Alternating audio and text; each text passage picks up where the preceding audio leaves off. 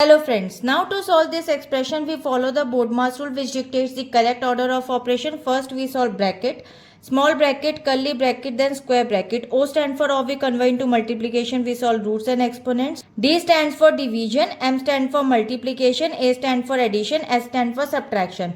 According to this BODMAS sequence, we'll break it down this expression by the step-by-step solution.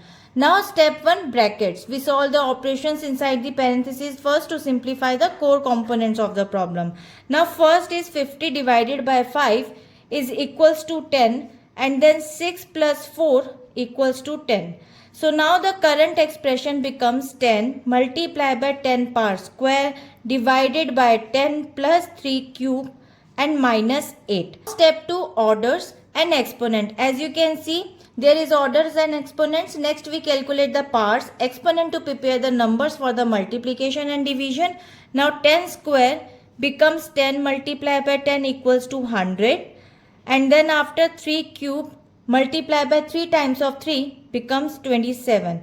So now the current expression becomes 10 multiplied by 100 divided by 10 plus 27 minus 8.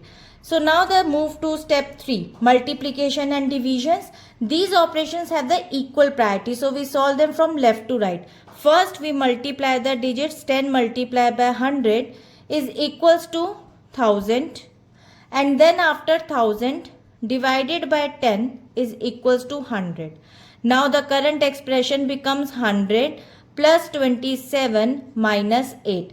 Now move to the fourth step, addition and subtraction. Finally we perform addition subtraction from left to right. So first we add the numbers. After we'll get 127, and then we subtract the numbers. 127 minus 8 is 119. 119 is the final result of this expression. Now conclusion: by strictly adhering to the BODMAS order, we ensure the multi-step calculation is accurate and the final result of this expression is 119. And I hope it is clear.